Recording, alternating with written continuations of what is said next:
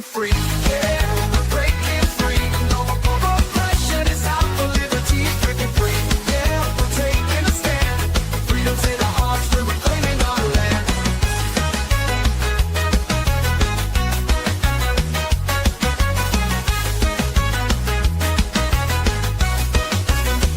They try to silence us, but we won't be tamed. Voices getting louder, can't keep us in chains. We got the power, we got the might. Together we can shine, together we can fight. Feel the rhythm in your feet, it's time to stand tall. Raise your voice and shout, we're breaking down the walls. We're breaking free, yeah, we're breaking free. No more oppression, it's out for liberty, breaking free. Yeah, we're taking a stand. Freedom's in our hearts, we're reclaiming our land. They try to silence us, but we won't be tamed. Voices getting louder, can't keep us in chains. We got the power, we got the might. Together we can shine, together we can fight. Feel the rhythm in your feet, it's time to stand tall. Raise your voice and shout, we're breaking down the walls. We're breaking free, yeah, we're breaking free. No more oppression, it's out for liberty, breaking free. Yeah, we're taking a stand. Freedom's in our hearts, we're reclaiming our land. We're claiming our land. I hate this show. Oh my goodness. All right. Welcome, everybody, to another Friday night edition of Are You Smarter Than a Politician? This is your gateway drug to liberty. Tonight, we're diving into the biggest fight of the modern era, freedom versus control. From censorship, surveillance, and endless war to crypto, AI, policing, and the future of personal liberty. Two notable political minds and Freedom Fest speakers are stepping into the arena to take on the biggest questions shaping the world right now. So get ready, because tonight you decide who is smarter than a politician. Joining us again for his third time, our buddy Spike Cohen. He is the founder and president of You Are the Power, which you can find at youarethepower.net. And he's also a Freedom Fest ambassador, July 8th through 11th. You can find him on X at Real Spike Cohen. How are you tonight, Spike? I'm doing fantastic, man. I'm so happy to be on. Thanks for having me on for it's the third time now. Yeah. Third time. Yeah. Wow. One of them was 3.5 hours. We won't talk about that one. We will never talk about that one again. Yeah. So tell us about You Are the Power, and also tell us about what's going on at Freedom Fest. Yeah, so You Are the Power. We protect people against abuse by corrupt government officials at the state and local level. So everything from fighting against eminent domain to fighting against abusive child protective services, taking children wrongfully from innocent parents who didn't do anything wrong. We get charges dropped. We get children returned. We get homes kept. We get corrupt government officials to resign in disgrace. And we get legislation passed. We get bad legislation killed. And to put in perspective on how successful we've been over the past 3 years, we've taken on over 1,000 causes. We've lost once. And that's what we do. If you want to join us, you can go over to youarethepower.net. We'd love to have you be a part of that. At Freedom Fest, what we're doing. So Freedom Fest is a gathering of freedom lovers from all over the world, even Australia this year. More on that in a bit. But we have people coming from all over the world to talk about fighting for freedom and liberty in our time. The thing is, at these events, we talk about a lot of great stuff. We make a lot of connections. But what's next? So this year, we're not going to wait until Freedom Fest is over to actually fight for liberty. And so we actually created something there this year called the You Are the Power Action Center. So we actually have our own room or wing of Freedom Fest, where for an entire day, we're going to do workshops. We're going to do onboarding. We're going to do your game show at the end of the night. And we're going to do all sorts of other stuff to get people onboarded in fighting for liberty through You Are the Power. And if you want to be a part of that, if you go to freedomfest.com, you can sign up to be a part of that. And if you use the code SPIKE100, you get $100 off your ticket. And there it is on the screen here. Freedom Fest in Las Vegas, July 8th through 11th. And the website is freedomfest.com. And you can see in the top left there, the discount code is SPIKE100. And You Are the Power gets credit for that. And that would be great if you use that code. Everybody wins. All right. Looking forward to it, Spike. Thanks for having us there. This is going to be such a thrill. Absolutely. All right. Also joining us for his second time, I swear to God, the last time he was on was not fixed, Topher Field. He is the host of the Topher Field podcast. You can find that on youtube.com at Topher Field. And he's an author. You can get his merch at topherfield.com. And on X, you can find him at Topher Field. How are you tonight, Topher? I'm doing very, very well. You know, normally if someone invites me back a second time, it's only so that I can apologize for the first time. So this is a little unusual for me. It's slightly uncharted territory, but I'll deal with it, I promise. Look, I'm incredibly privileged. I'm in the US right now. I'm actually in Vegas. I'm getting a bit of an early sightseeing in Vegas before Freedom Fest, where I'm also one of the speakers along with Spike. And what an incredible lineup that is. I'm really looking forward to it. I don't mean to brag, but I'm going to brag. My documentary, Battleground Melbourne, which is all about what happened during the COVID lockdowns in Melbourne, Australia. I was in the thick of all of that. You guys might have seen some of the news that came out, some of the crazy stories. Well, I was there. I was living it every single day. I was one of the targets that the government certainly had put a target on my back. I had police come into my house. I was ultimately arrested. I was prosecuted for 2.5 years. I learned a lot of things out of it, and ultimately they dropped all the charges. I wrote 2 books out of it, all about civil disobedience and also the theology of civil disobedience. But in the thick of it, while I was actually not legally allowed to do this because I was under bail conditions, I directed a documentary called Battleground Melbourne. And you can watch that for free on my website, topherfield.com. Just click on the documentary tab. It's there. That documentary won 14 film awards. And one of those awards was from the Anthem Film Festival in 2023, which is, of course, part of Freedom Fest. So if you are coming to Freedom Fest, do make sure you check out the Anthem Film Festival as well. It's all part of the same thing.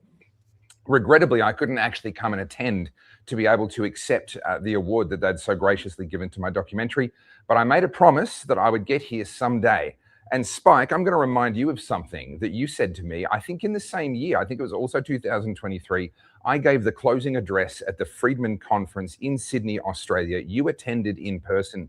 Yes. And you came up to me afterwards. And do you remember what it was that you said to me after you heard that keynote? Of course, but you say it in a beautiful Australian accent. So I would prefer for you to say it. Spike is a politician and a half. Spike, what you said to me was that is the message that everyone in America needs to hear. Yes. Yes. And that is the catalyst. And so 3 years later, I've come to collect the award for my documentary, and I've come on a tour, and I'm speaking in multiple different places, but especially I'm speaking at Freedom Fest to do exactly what you told me needed to be done way back in 2023. Absolutely. And just to put a perspective on that, you just heard from someone who probably more than any other single person is responsible for the ending of what was invariably the most insane lockdown conditions in the English-speaking world. I mean, it was like an actual prison in Victoria, especially in Melbourne. And when Topher started his protest, it was him and a handful of other people surrounded by cops that were pressuring them to stop. And by the time it was over, literally hundreds of thousands of people were taking part in it. And it started with Topher and a small handful of others. Well, look, you're giving me a little bit more credit than I deserve. There was a very small, but nevertheless, an army of very committed people and a lot of people that paid a very high price. And I certainly don't want to steal all of their glory, but I had the privilege of being there from the very first protest all the way to the end and being in the thick of it alongside some of the most amazing people that I've had the privilege of getting to know. And certainly you get to know people very well under that kind of pressure cooker environment. And I count myself privileged to have been part of it. Absolutely. Awesome. And our third contestant tonight is our producer, Terry Batts. She doesn't know that she's going to be a contestant, but, Spike, back me up here. A producer really needs to be somebody that, needs to be able to do any of the jobs at the drop of a hat. I mean, you're with me, right? It's right there in the word pro. You're a pro. Part of being a pro is answering gotcha questions repeatedly. Yeah. And can I just say, Free, I like your strategy here. You identified the fact that you needed to elevate the visual appeal of the show. Yeah. And I 100%. think bringing in Terry achieves that objective beautifully. Yes. Very well played. Yeah. Well, originally she was just the Vanna White of the show, but then she got promoted multiple times. So yeah. Again, I'm with you there. And the root of promotion is pro. Pro. That's All right, so Terry, you guys are crazy. I'm going to keep you muted so you can't say you're not going to do it. But how are you tonight? Okay.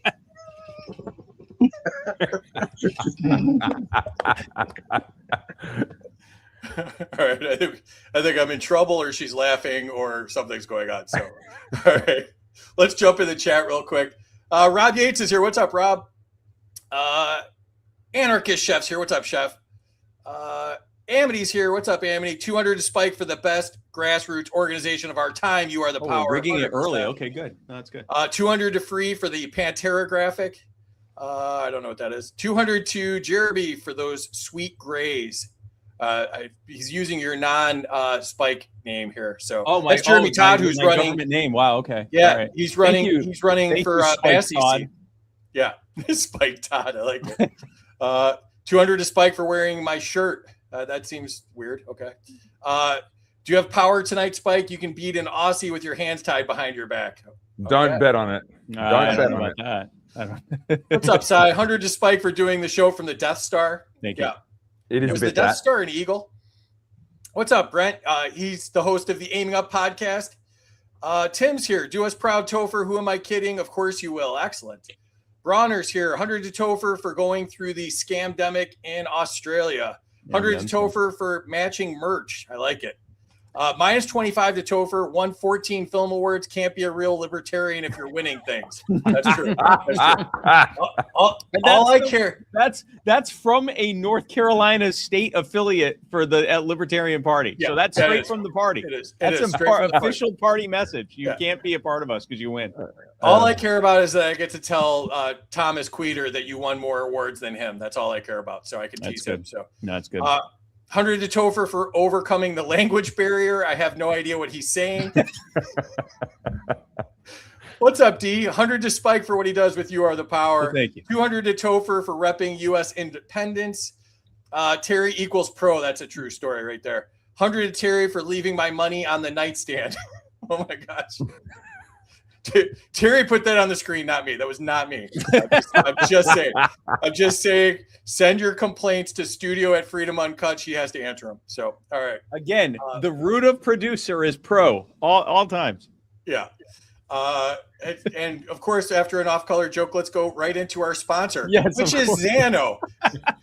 If you're tired of surveillance coins dressed up as freedom tech, Xano is the real deal. Open source, enterprise-grade privacy, scalable and secure. Build, spend, and tokenize any asset without the peeping eyes. Xano isn't just private. It's none of their business. And if you're new to the space, visit intro.xano.org to learn how Xano gives you the power to own your own data, your money, and your assets, all in one simple, secure platform built for real-world freedom. It was great to see those guys in Grand Rapids at the Libertarian National Convention. Hope you got some free Xano if you were there. Thank you to all of our subscribers. There's a ton of you. Appreciate you so much. And if you want to subscribe, you can do so on X. And if you want to sponsor the show or send complaints about what Terry said to studio@freedomuncut.com. There's the Freedom Fest thing again, freedomfest.com. Use the discount code SPIKE100. And we'll also be at the Midwest Peace and Liberty Festival August 6th through 9th, and that's in Lake Satoshi, Michigan. That website is mplfest.org. All right, let's jump into it here.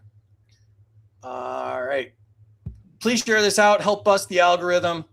I'm at Smarter Game Show on X. Terry is at BatsT76, helping behind the scenes, the lovely Amity Lee 13, and the host of the They Both Suck podcast, Casey, and he's at American versus Gov. You can get our merch at freedomsuperstore.com. We got shirts and mugs. I'm wearing the Make Anarchy Great Again shirt tonight.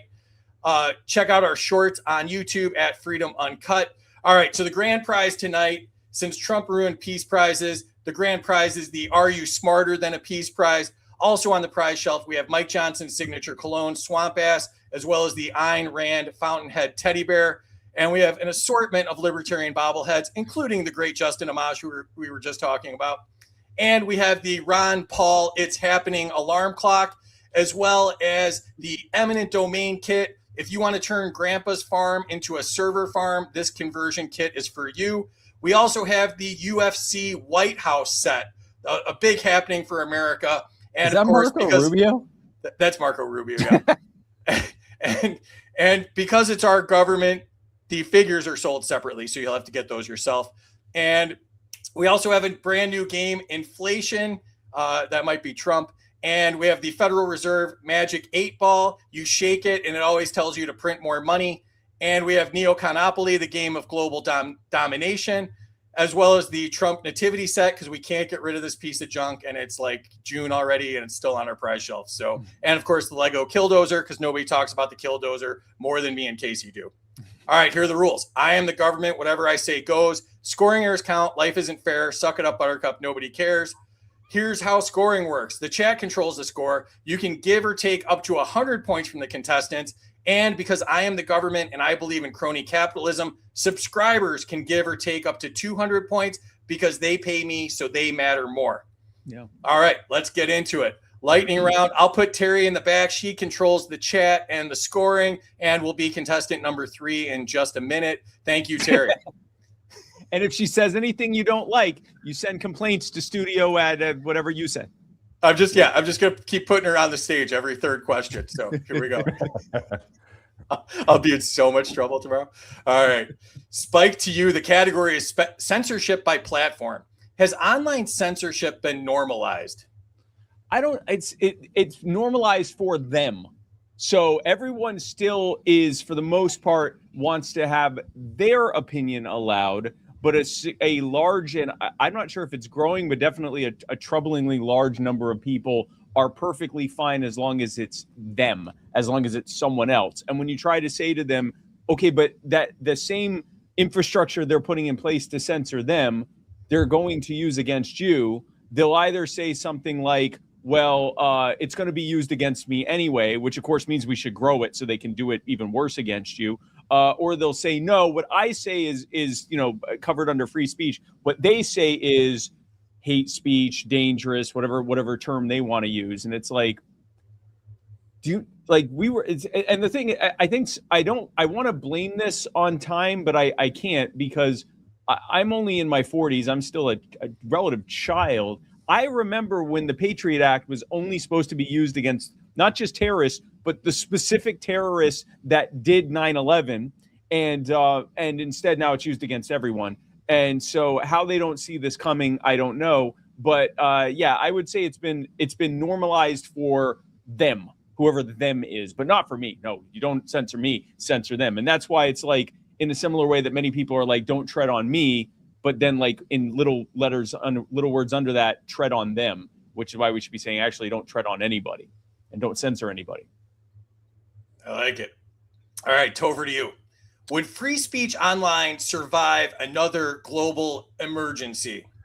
Well, that is a very American question. Free speech online didn't survive the COVID emergency outside of perhaps the USA. So I'm going to say definitely not. In Australia, we had members of Parliament, Craig Kelly, MP. You can look him up. He wasn't the only one, but he's a particularly glaring example. He had many of his social media accounts deleted entirely, X, Facebook, I think possibly YouTube as well. Now, what he was posting, the offending posts that actually got him taken off, were videos of what he said to the Australian Parliament on the floor of Parliament House. That is the one place in our country where there is actually protections of free speech. We don't have a First Amendment. We have some very, very poor, vague, nowhere near strong enough protections of freedom of speech that really don't hold up in court most of the time. The one place and the only people that have freedom of speech in Australia are politicians when they're speaking on the floor of Parliament House while it is in session. It's a thing called parliamentary privilege. So he used those opportunities to say the things that needed to be said. And then when he put those videos on Facebook, on X, on YouTube, they got his accounts removed. So I'm sorry, but your question, you're showing your privilege a little bit. That is definitely American First Amendment privilege coming through. I'm going to say, yes, it will survive the next emergency in exactly the same way that it survived the last emergency, because I'm not allowed to say anything different. All right. I'll take it. Check All your right. privilege free. Yeah. All right. Next question to Terry. Oh, no, wait, let's just. All right. Back to you, Spike. Category is policing and civil liberties. Do police and prosecutors have too much legal protection from misconduct claims? Yeah, I mean, in many cases, I say most cases, they have literal immunity. Like, the things that they can prosecute you for, like lying, they get to do as practice. So like if a police officer is questioning you, and this is, by the way, why you should always exercise your right to remain silent and only to have, speak through an attorney. They're allowed as a type of tactic to lie to you. If you lie to them, that's actually something they can prosecute you for. They can arrest you and prosecute you for lying to them, but they get to lie to you as a practice. And then, I mean, for like qualified immunity, which is increasingly just basically absolute immunity, and what the absolute immunity that prosecutors have, they can literally do things that are illegal and certainly unethical and immoral, and they completely get away with it. Now, I will say this: we've had some victories on this front, specifically with You Are the Power. So there was I'll give an example. There was in North Carolina, there were police officers that attacked a homeless veteran named Joshua Rohr. And they also, in attacking him and wrongfully arresting him, they also tased his service dog, and she ultimately ended up dying. With our help, not only did we get the body cam footage released, but it was so egregious what they did that those two officers were denied qualified immunity in court. So we're fighting and we're getting there. But yeah, as of right now, they have way too much they have way too little accountability for what they do. That's for sure. All right, Topher, to you. Should body camera footage be public by default? Anything that is paid for by the public, by the taxpayer, should be immediately available to the taxpayer, with perhaps an exception for ongoing investigations. But the moment that's now evidence in court, or even before that stage, we need to be able to see what our government is doing. We've seen, for example, the Henry Novak tragedy, the murder of Henry Novak in the UK, where, of course, they were quite reticent to want to release the body camera footage. Of course, the same argument's been happening here in the US. And oftentimes, by the way, body camera footage actually shows that the police haven't done the thing that they're accused of. Let's not forget that it does go both ways. But I'm a big believer in sunlight being the best disinfectant. And if there is footage of an incident that is becoming contentious in the public eye, I think, well, number one, we paid for it. It belongs to us. Number two, the last thing that we should accept from the government is some sort of an insistence that it should get to do things out of our sight, when, as Spike so rightly pointed out earlier with the immunity for police, there's this double standard. They get to hide everything from us, but they get to see everything about us. That's not how this should work. I agree. All right, Spike, back to you. The category is gun laws versus safety outcomes. And anytime we do anything with gun laws, I like to say free Dexter Taylor, give to his give, send, go if you've got money. Spike, the question is, do stricter gun laws actually reduce crime? No, absolutely not. And in fact, when it comes to gun laws, you mentioned Dexter Taylor, stricter gun laws are often a crime in and of themselves, or they should be considered a crime. For those who don't know, Dexter Taylor is a completely peaceful man who had no criminal record, no record of violence or anything else at all. He's an engineer and a hobbyist and a tinkerer, and he found out that you could purchase the parts to make firearms yourself, and that it was actually perfectly legal. And so he made some firearms himself. He did not sell them and he never used them, but he showed online that, his progress of making these things. They arrested him and he is serving a either 10 or 20-year sentence for this. It's arguable that he didn't even violate the law by doing what he did. And the laws that he did violate are completely unconstitutional. During his trial, when his attorney tried bringing up the Second Amendment and the fact that he has the right to keep and bear arms, the judge said that the Second Amendment has no bearing in this court. Yeah, it's a 10-year sentence. And it's also a good time to plug Vote Larry Sharpe if you're in New York for governor. He said he'll pardon Dexter Taylor day one. So all the reasons to vote for Larry Sharpe, that's a great one too. So, All right, Topher, to you. Are law-abiding citizens more restricted than criminals? I would go further. In Australia, I can't comment on how it is in the US, but the thing that I say repeatedly in Australia in my videos and my commentary is that the government is running a protection racket, and the thing they're protecting are the criminals. Here's how it works in Australia. We have laws that have taken almost all of our guns away from us, and certainly from a self-defense purpose, we're not allowed to use them. Even if you have a lawfully owned gun, if you use it in self-defense, you're in all kinds of trouble most of the time. We also have laws against essentially any kind of premeditated home defense. If you put a baseball bat in a strategic position where it's going to be easy for you to get to if someone kicks their way through your door, the judge is going to call you to account and say, well, that was premeditated. You premeditated using that baseball bat before this person ever came to your property, and you couldn't have known whether or not they were going to bring weapons, but you were premeditating bringing a weapon of your own. You are now the one being charged with assault.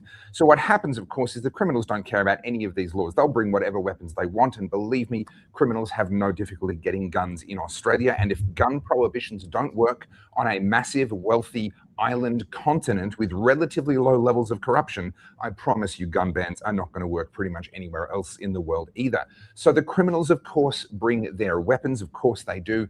The people who are being attacked, the victims of these crimes, and by the way, Victoria, my former home state, is now in the grip of the worst violent crime wave in its history. Right at the same time as American crime is dropping, murder reaching record lows here in America, we are reaching record highs of the most violent crimes: carjackings, home invasions, murders, fire bombings, these sorts of things. The criminals have no difficulty getting weapons. But what they do have in Australia is pretty much a guarantee that their victims will not be able to defend themselves. So I think your question doesn't actually go far enough. I believe that in practice in Australia, the government is running a protection racket for the protection of violent criminals. That's crazy. Wow. All right, Spike, back to you. The category is endless war machine. Does the Iran war risk becoming another decades-long disaster? No, because we've already won like 38 times. So I don't even know why we're talking about. We've won. The strait has been opened, closed to those that we didn't want, but then it was reopened again. We've won. We totally destroyed their nuclear capacity even before the war started. But the war was necessary because they were weeks away from developing a nuclear weapon with their nuclear program that had been utterly destroyed. So can I just take a step back? The term premeditated home defense is nuts. I just can't get that out of my head. There's two types of home defense: premeditated home defense and haphazard home defense, where you're just trying to do I have a screwdriver? But no, back to this. The war's won. I don't even know why we're talking about this. The war is won. Prices are low, and I love inflation. What are we talking about? Silly question. Was that supposed to be Terry's question? That was Terry's question. Okay, but thank you right, for stepping in. Okay, that makes sense. Larry Sharp wasn't available to answer all the questions tonight, so you had to do it. All right, Topher, back to you. Does war mainly benefit political and corporate insiders? No, that's completely inaccurate. That's completely unfair. It mainly benefits the industrial military. Sorry. Yes. Sorry. You said the same thing a different way. Yes. Yes. Yeah. Excellent. And it works because it's already over. Why is that? Why are we talking about? Why don't we talk about something with horse carts? That's over too. And this is an important point, actually. We don't have wars these days. What we have is Schrodinger's kinetic military actions that are both happening and not happening at the same time. They're very important, and they're defending freedom and spreading democracy around the world, but they're also not engaged in anything that might require any sort of a congressional authorization. So look, I think what's happened actually, if you look at the actions, particularly post-Obama, but I think it had started before then as well, I think we've actually entered a post-war era. With no one's dying in wars anymore. I think that's fake news, because when I listen to the presidential announcements, it's never a war. It's never a war. So I think actually we can, you know what, I'm going to coin a new phrase. I think we can declare the end of history and peace in our time. I like it. Agreed. Premeditated homeland defense. Now Spike just created another $1 trillion part of the government. That's going to be right by the Department of War now. The Department of Premeditated Homeland Defense. Yeah. Yes. Okay, good. I'm sorry, everyone. Kristi Noem will be back to fly around with her boyfriend. Oh, my God. All right, enter your scores in the chat if you haven't done so already. Let's jump in and see what everybody's thinking. Tim says 200 to Topher for not having an accent. Okay. That's true. Must be coming through different over there. Good eye, mate. Yeah. 100 to Topher for having electricity in Australia. Very advanced for those guys. Look, Uh, mine actually hasn't been he's in connected yet, Vegas, but right? next week I think I get my electricity. 200 to Spike because he's Tasha's husband. That's Yeah. fair. That's fair. 200 to Spike, censorship rules for thee, not for me. Elliot's here. What's up? 100 to Spike because his eagle is staring into my soul. As he does for all of us, yes. Heartland News is here. 50 to Spike because he called himself a literal child. LOL. 200 to Spike. I have that meme. Jim's here. What's up? 100 to Spike for explaining the Patriot Act. No. 100 to Spike for being whiter than Christmas. Hashtag melanoma resistance.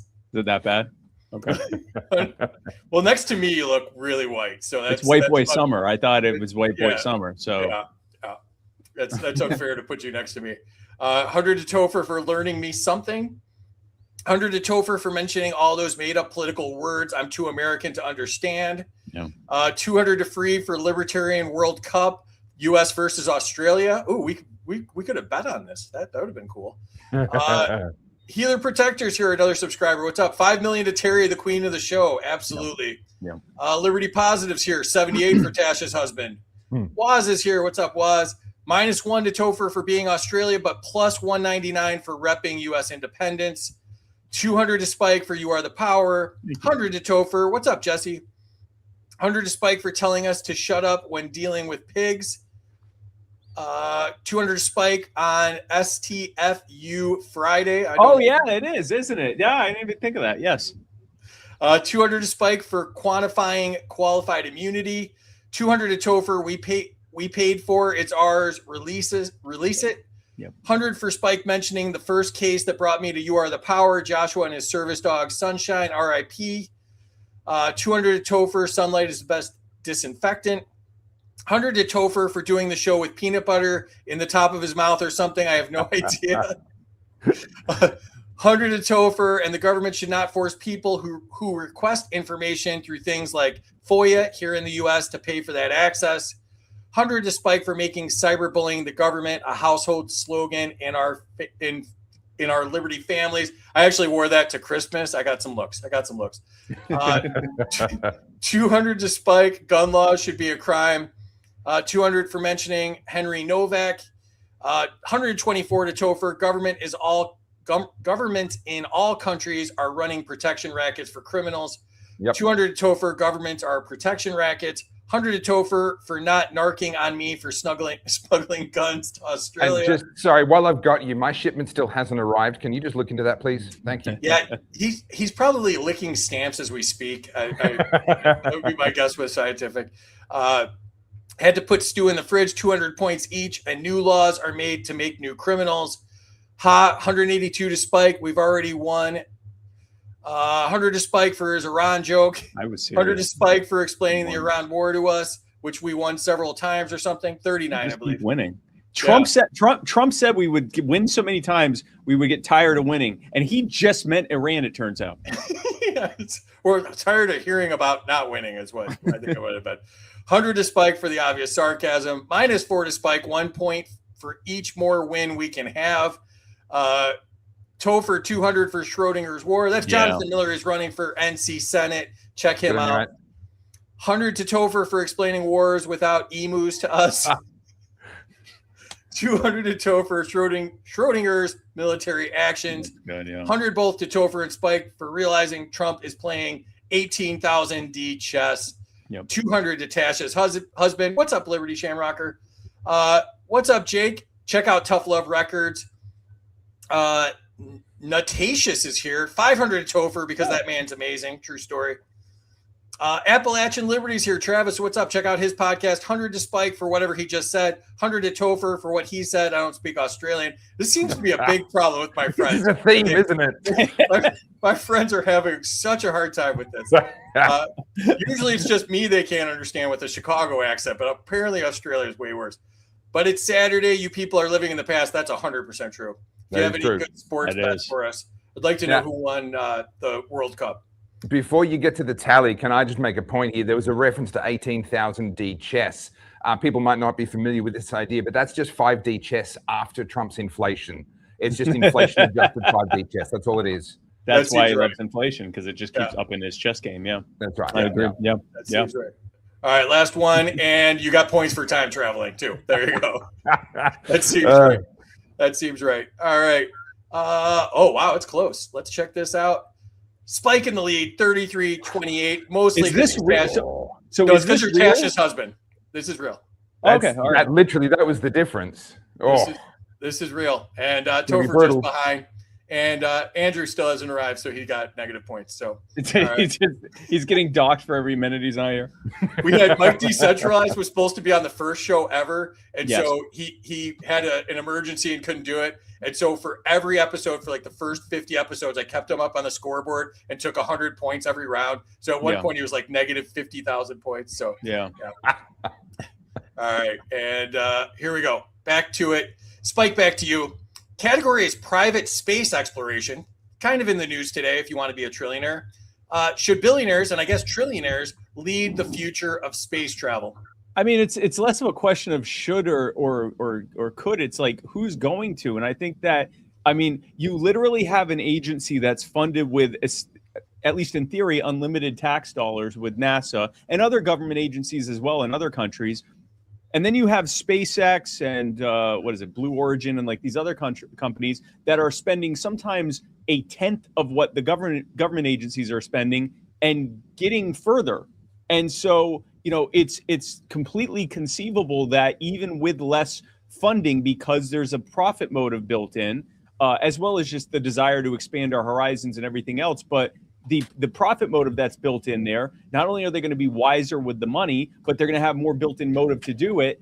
It's conceivable the next craft that lands on the moon, and much less on Mars and other planets, will be one that was all or mostly privately funded. So, and yeah, the reality of the market is the people who do that are going to be the first trillionaires and possibly even the first quadrillionaires. It is what it is. Yeah, definitely agree. All right, Topher, to you. Is space ownership inevitable once profits are involved? I think we need to get on with it. We need to figure out how that's going to work. I mean, private property is the central piece of any kind of a free market, any kind of a human rights argument, any human existence, human prosperity depends on the presence of private property. I think we're going to have to figure out something very, very quickly and very, very soon. I put it this way: natural resources are worthless until someone figures out how to make them useful. Here in Australia, we've got, or not here in Australia, I'm in the US right now, but in Australia, we've got all kinds of natural gas and minerals and this is and that. And no one made use of them at all. No one saw any value on them at all. In fact, things like black oil coming up out of the ground was viewed as a problem for a very long point in time until somebody figured out how to make it useful. And culturally, we overemphasize the presence of the mineral. Oh, there's gold on Mars, or there's this meteorite that's going to come past with all these resources, etc. We overemphasize the value of those things. No, that's worthless. What's worth something is the person who can figure out how to go and get it and make it useful and do something productive with it. So my view would be that default ownership rights need to go to the person who actually goes and makes it useful. Essentially a form of space homesteading would be my approach to this particular problem. But I absolutely think that we need to be reaching some agreements right now about private property in space, because, as Spike said, we need that profit motive. We need them to have a reason to spend that money, do that research, go and do those hard things. And ideally, if there's resources there and they know that those resources are going to make them quadrillionaires, then that becomes a very, very good catalyst for some amazing technology in a short space of time. Yeah, great answer. Absolutely. I used to wonder how that was going to work, and now I'm just more concerned that they're just going to put in Epstein Island up there. So that's more my concern at this point. So Alex Jones said that shape-shifting reptilians were sending children to be trafficked in Mars, and that he might have been speaking of the future, unfortunately. Yeah. Too bad he didn't tell us to buy SpaceX when he was talking about that. Yeah, exactly. Yes. All right. Back to you, Spike. The category is the attention economy. Are social media platforms intentionally addictive? Yeah, I mean, they say that they are. Like, they've literally admitted that that's their product. And I'm actually, like, they've created a product, and overwhelmingly people, including those of us who are outraged about what they're doing, can't seem to get off of it. So it is truly, like, this would be like blaming the Coke dealer because it's so good and they keep coming back to buy it. And it's like, well, actually, it's just because you keep using it because you're addicted to it. So yeah, it is. And I think that's a personal choice we have to make to like choose to not let ourselves fall into addiction. I actually want to take a brief moment to go back to something that was just said, except as I'm saying it, I completely forgot. So I reserve the right, if I do remember what I was just about to say, that was about the thing you just said, to bring it up again. But yes. Yeah. Terry, if you can clip that and put that in the intro for next week. I literally forgot it as I was. I think that really shows the cultural importance of this show, that Spike lost interest in his own answer while he was doing it on our show. All right. Topher, to you. Should apps targeting children face stricter rules? Parents raising children should take some freaking responsibility. The problem with this idea is that it never stops with just protecting the children. We've seen censorship get wrapped usually in stopping terrorists and protecting children. Those are the two reasons for censorship. We've got, they tried to bring in a digital ID into Australia where you would essentially have to unmask yourself on all your social media platforms. You might potentially be able to use a pseudonym publicly, but the government would know who everyone was. And they were unsuccessful in that. We pushed back and that fell apart. So what they did next was they brought in laws about protecting children online. And this was to make sure social media companies were meeting their social responsibility to protect children online and to remove accounts that they deemed to be underage, etc. And this really was just a backdoor way of forcing all of us to again, connect our social media accounts back to our actual human identities where the government was going to be able to track us down. I do think that there are many, many terrible things online. I do think that there are many things that children should not be exposed to. I do think that is actually quite a serious and a solemn responsibility of parents. But I don't believe the government should be allowed anywhere near child raising. They certainly shouldn't be allowed anywhere near kids.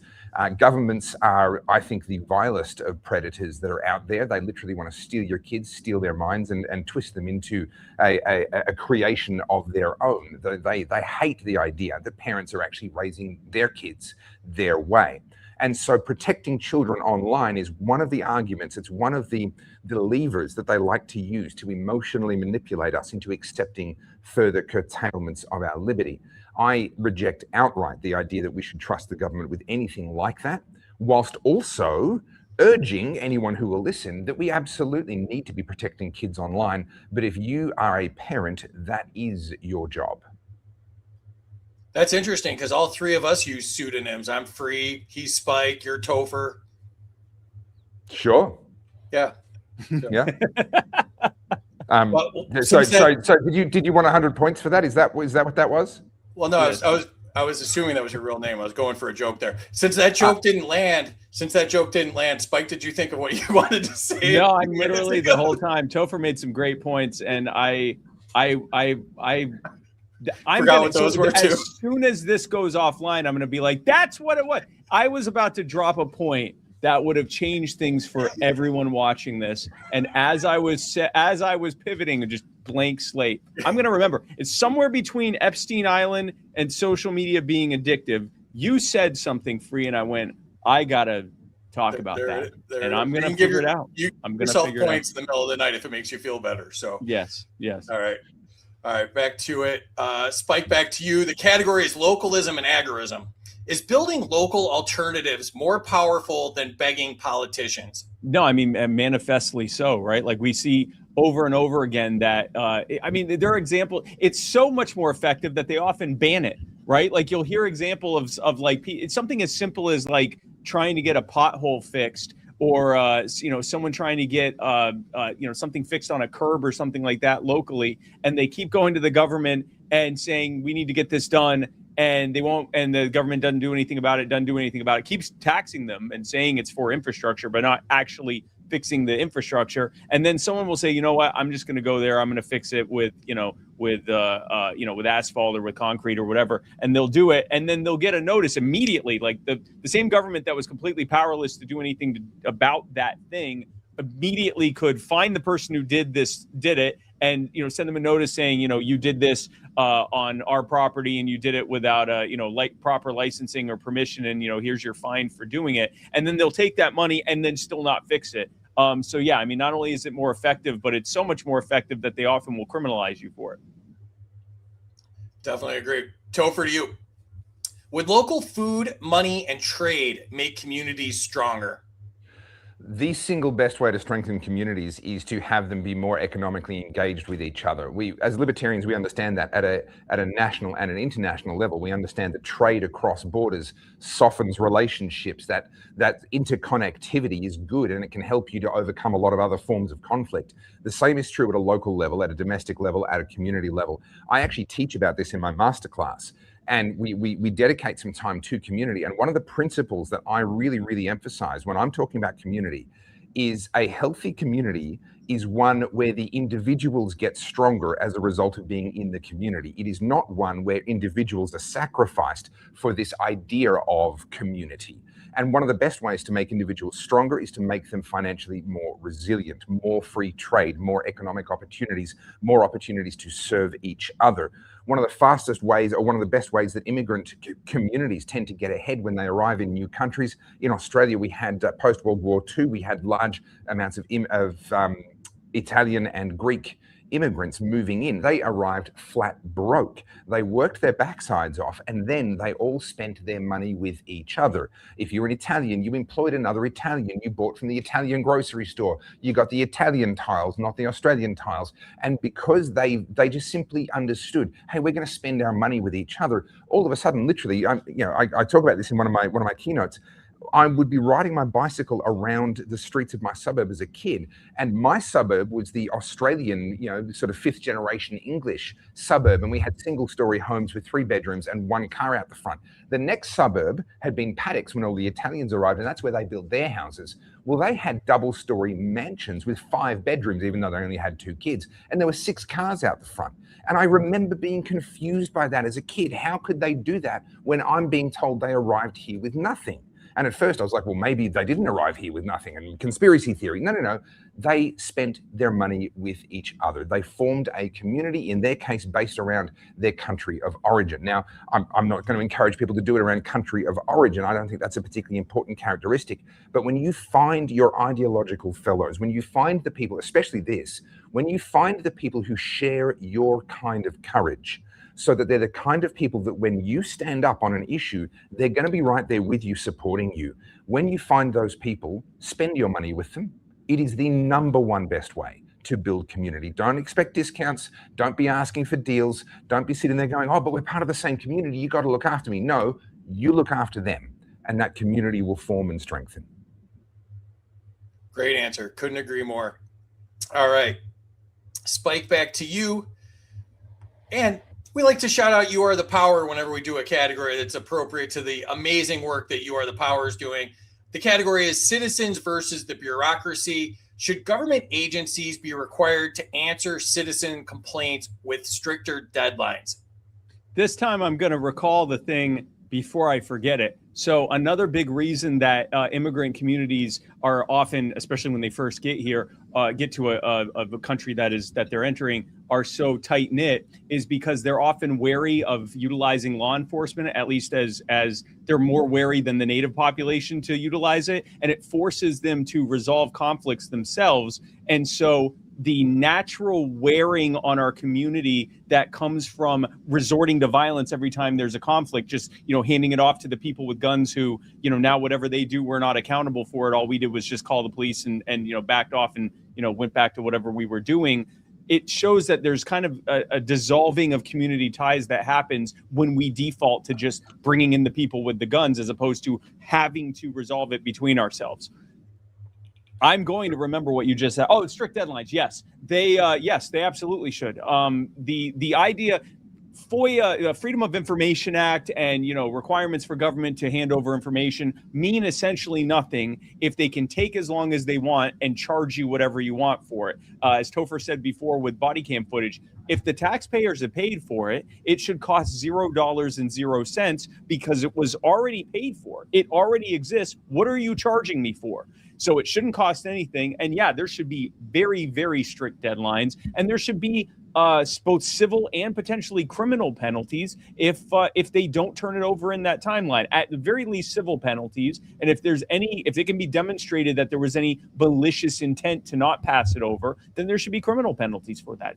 It's basically withholding. It's a type of larceny. They are withholding something that belongs to the public and choosing to deny us the use of the thing that we own. Definitely agree. All right, Topher, to you. Should agencies face penalties when they violate their own rules? Yeah, not only should they face penalties, I think if an agency can't follow its own rules, then the people that it's penalizing for not following its rules should probably get off scot-free. But also there is, and this is a doctrine that does exist at law, but I don't think it is enforced anywhere near, at least it does in Australia, but I don't think it's enforced the way that it should be. And that is that every government agency should be what we call in Australia a model litigant. They should be held to the highest possible standards. Now that exists as letters written on a page. Very rarely does that actually get acted on, and very rarely do they get punished when they've been very, very clearly either incompetent or malicious, bending their own rules for themselves.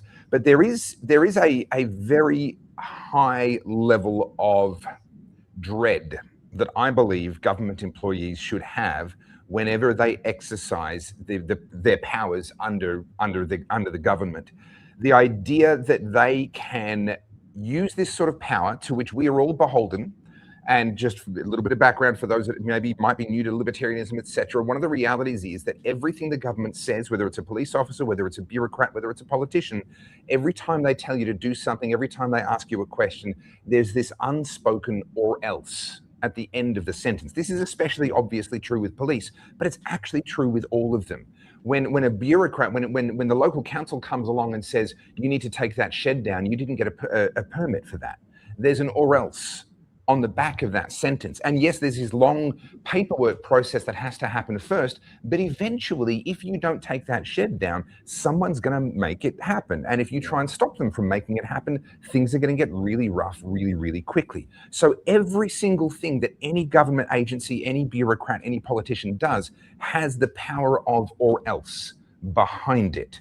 And I believe with great power comes great responsibility. I made that up myself, by the way. I just came up with it right then on the spot.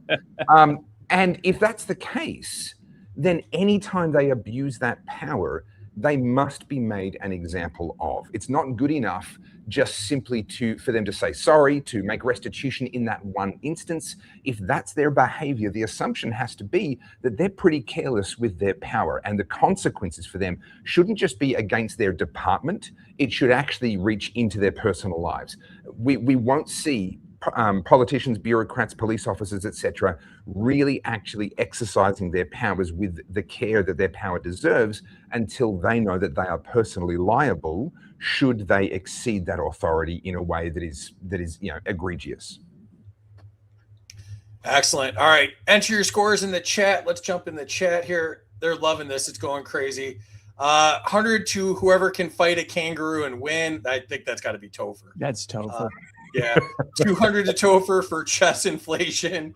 100 to Topher for proving he's a real libertarian by not winning. 100 to Spike for saying government programs are more expensive and less efficient. 100 to Spike for making up quadra-billionaire word.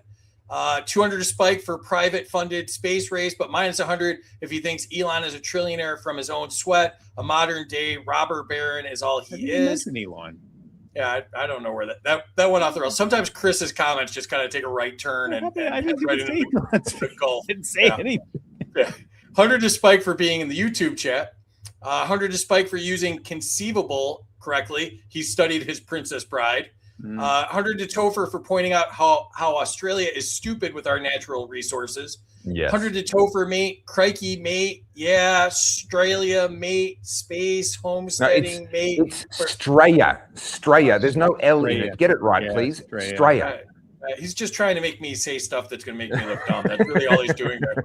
100 to Spike for mentioning Alex Jones. I'm not sure that's good. 100 to Topher for a badass hat. I may have to put that on my wheel cover, the wheel cover of my Jeep.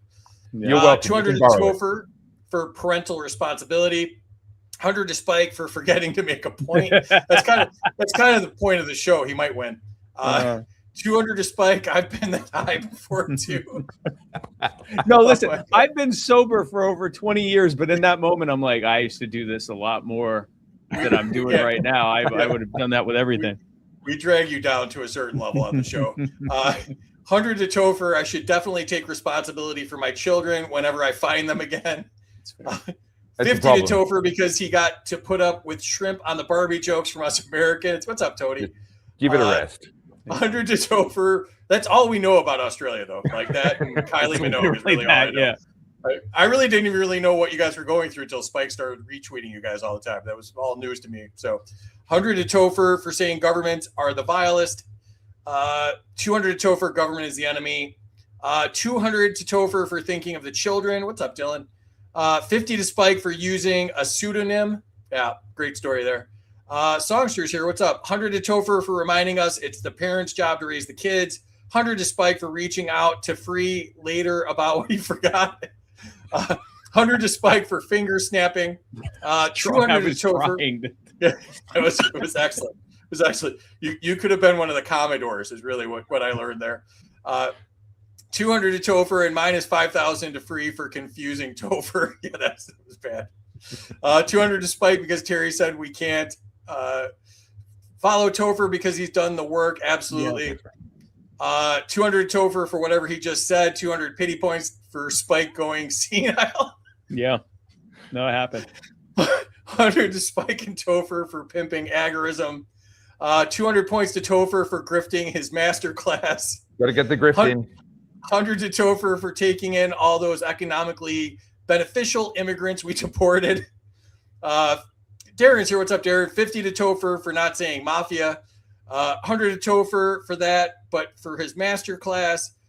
Community is better than government every time. 100 to Topher. 200 to Topher for encouraging us to form urban mafias. I missed that part of the I didn't say the word. I didn't say not to either. Yeah. Really can go either way. 75 to Spike because there's a menacing eagle behind this you. I eagle means you no harm. Yeah, this eagle just wants to talk. I think that's his spirit animal just showing itself. Can I just say here at this point, Spike is holding on by his fingernails thanks to his wife and the picture over his shoulder. That's literally all that is keeping him in this game. Yep. You're not supposed to say how I win these things, Topher. Come on.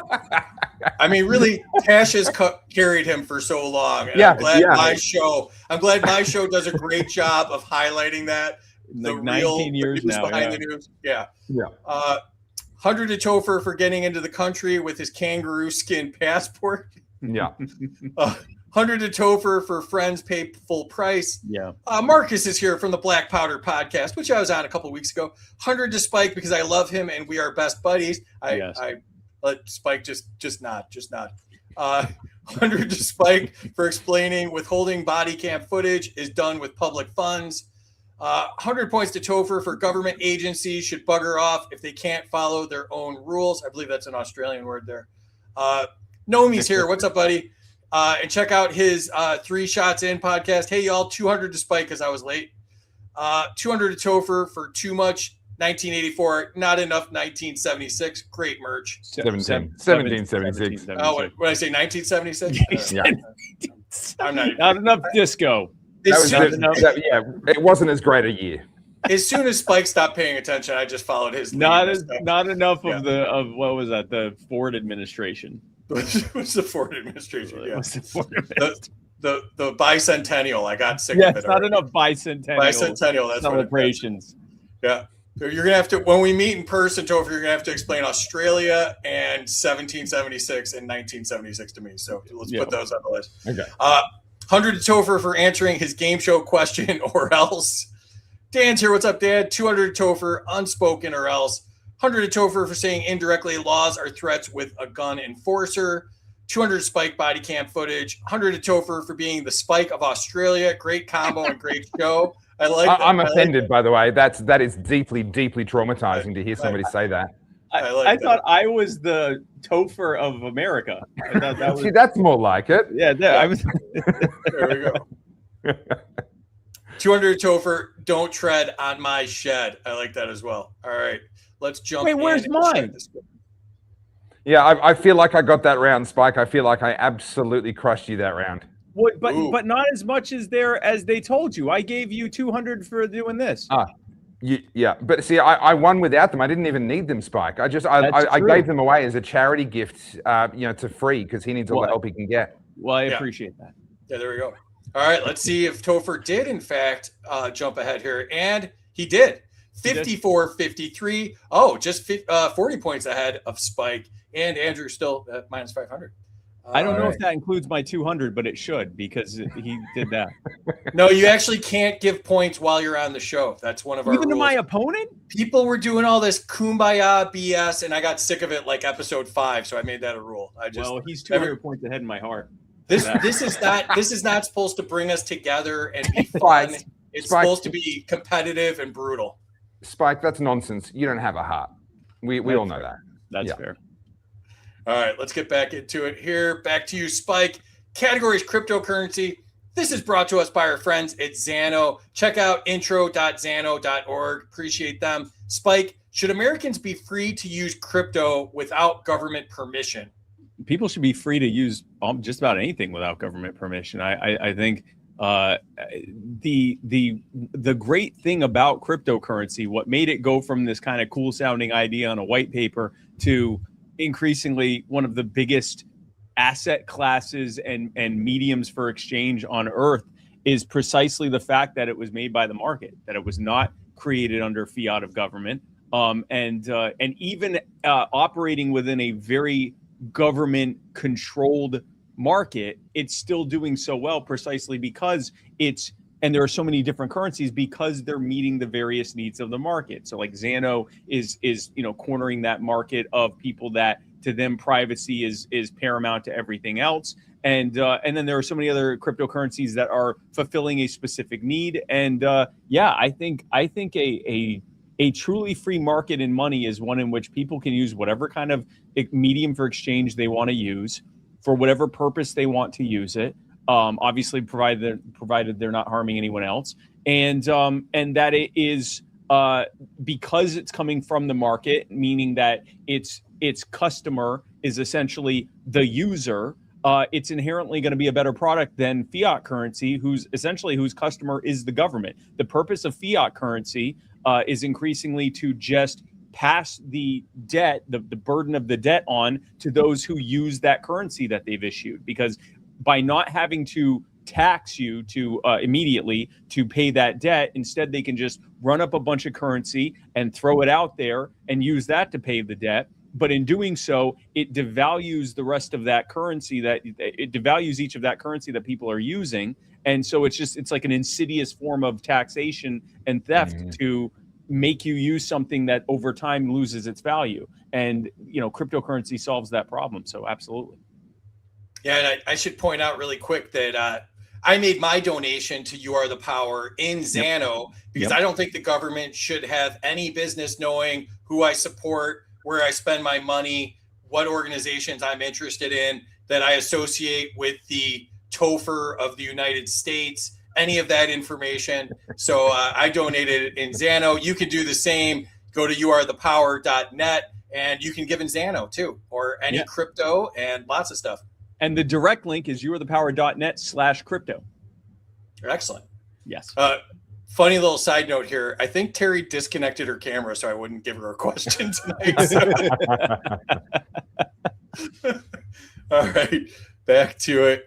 Topher, to you. Are politicians attacking crypto because they fear competition?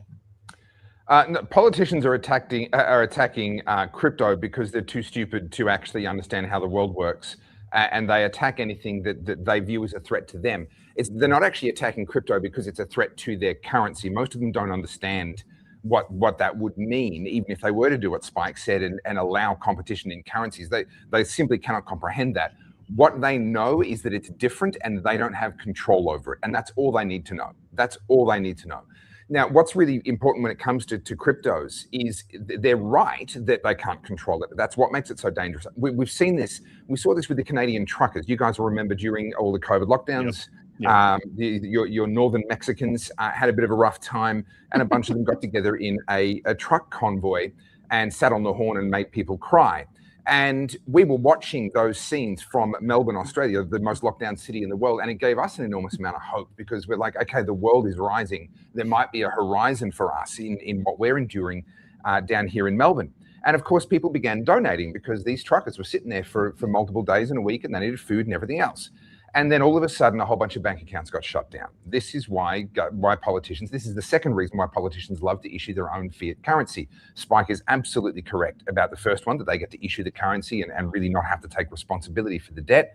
But the second one is that they control it. Every bank that wants to be a part of their system has to do as they're told, and they can do things like what we saw Justin Trudeau do in that moment. Well, what was the answer? Well, in their case, it was Bitcoin.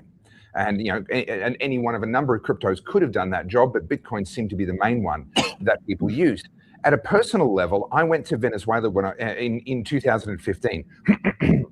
I was there for a week for a friend's wedding with my wife, and this was after Hugo Chavez had died. Maduro had taken over. I believe he's on holiday in Washington, D.C. at the moment, so I hope he's enjoying that.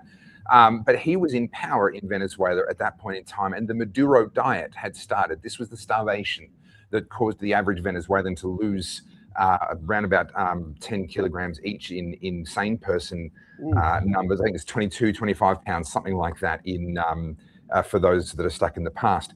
And so this was starvation that was caused largely by the inflation of the Venezuelan currency. Why was the Venezuelan currency inflating? Well, because he did exactly what Spike said. He printed money to pay bills and didn't really think about the consequences. Now, what was amazing, I was pretty disinterested in any kind of crypto until I spent a week in Venezuela. And I met people who were running their entire lives out of crypto. Now, I found out later, at that point in time, Venezuela had the highest per capita uptake of Bitcoin out of any jurisdiction in the world. And this was why. It was a hedge. It allowed them to run their lives. And I met people who were paying their rent, paying their employees, being paid by their customers, buying their groceries even in Bitcoin. And this entire parallel economy had appeared. But guess what? Nicolas Maduro couldn't control it. That's what politicians are afraid of with this is not so much that it's competition. I don't think they understand the competition aspect of it. All they know is that they don't understand it and they can't control it. Therefore, they have to ban it. Excellent answer. The little side note here, Spike is now arguing with Terry in the chat. So that's a little fun side quest he's on here. So, all right. Spike, back to you. Category is private money. Does fiat money encourage reckless government spending? So I'm actually engaging in the time-honored tradition of arguing with other libertarians because I'm losing. Anyway, what was your question? I'm sorry.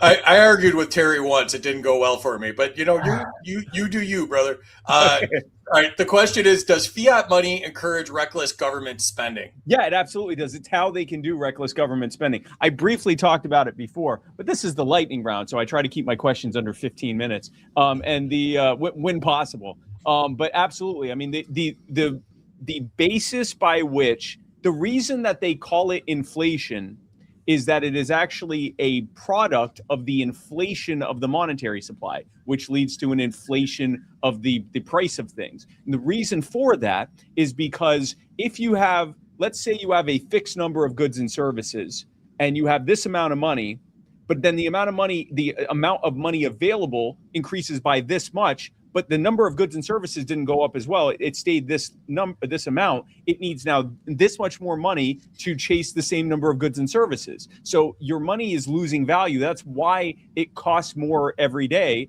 with what, Trump's favorite new thing, which is inflation. He said he loves it. It's being caused because they're devaluing the currency. The reason they're devaluing the currency is twofold. Number one, it's endless funny money for them. They can just print out more money and use it to pay off their debts. And hey, we'll make our children and grandchildren pay for it with interest 40 plus years from now. We'll be dead by then. Who cares? But the other reason is because if I take out a loan now, and I make the value of that currency go down by a few percent every single year, then that value of that debt goes down as well. So I'm actually discounting my own debt. I win both ways. I'm not having to pay for it now with unpopular taxes, and I'm devaluing the value of that debt that I ran out in the first place, and it only hurts everyone else. I win but everyone else hurts because the price of everything keeps going up, and their children and grandchildren and even maybe great-grandchildren will be paying that debt with interest for the next 40 plus years. Yeah. Totally true. All right, Topher, to you. Should people be free to use gold, silver, or crypto as currency? As a libertarian, I'm going to completely break the rules of the show and jump in on the last question that Spike was just answering there, because Spike, where it gets even worse is when they then manipulate the official CPI figure, because there are some expenses that governments are obliged to index to inflation. And so they want real inflation to actually be a lot higher than the official inflation. Official inflation in Australia is running between 2.5% and 4%, depending on what timeline you want to look at. If you actually look at just what we pay for, what a person actually pays for, it's easily double that. But the government has been manipulating what goes into the basket of goods and how it all gets weighted and so forth since the 1980s. So you're absolutely spot on. But then when you add that gap, you realize in Australia, I don't know if you guys would be aware of this, in Australia since 2022, our standard of living has dropped on the official inflation numbers down to 2011 standards of living. So we've lost 15 years of growth in just the last 3-4 years. But actually, if you account for actual inflation and you build in all the things that the CPI calculation bleeds out, we're actually down into 1990s levels of standard of living, disposable income, etc. So, and it feels that way. I can tell you, it really does feel that way in Australia. So you're dead right, but it's actually even worse than what you described. Yes, people should be allowed to use gold, silver, cryptocurrency, etc. The idea that we can be forced to use a government's currency, but the government says companies aren't allowed to issue company scrip. This was something that Henry Ford did back in the day. A lot of the railroads used to do this back in the day. They wouldn't pay you in whatever currency the government had issued. They wouldn't pay you in gold or silver. They would issue you in company scrip. Why? Because it was their very own fiat currency, and they kind of had power over you. They were going to make you accept being paid this way. And then, of course, where do you spend it? Well, you have to spend it at the company store, which is set up. And of course, the prices there are all highly inflated and manipulated and everything else. Well, hold on, government. If you're telling me that that is criminal for a company to do, that is literally your entire economic model. You literally run your entire country in exactly the way that you would throw an executive in prison for if he tried to run his company in that exact same way. I agree with Spike's comments earlier. We need to have competition in currency. People should be free to trade, to agree on prices and goods and services as they see fit. And the medium of that exchange, the method by which they exchange that value between each other, should also be completely free. Absolutely agree. All right, Spike, back to you. The category is scientific skepticism. Has trust the science become a political slogan? Yeah, but almost as an ironic like negative use now. It's funny how quickly quickly the concept of trusting the science was not only, which is, by the way, that's the opposite of science. That it's not about trust. It's about testing theories and finding out what's true, and always constantly refining your understanding of things. It is absolutely not about just leaning on trusting something, but that idea that, well, we should just trust the science, and how it was abused in such terrible ways that it's almost become like, a catchphrase, like, 2 weeks to slow the spread or something like that. So I think that the concept of, well, the science says this, and so, we need to do whatever it is I think we should do to fix that, especially when it's paired with often suppressing any other conflicting data or conflicting thoughts or narratives about that same subject. It exposed itself.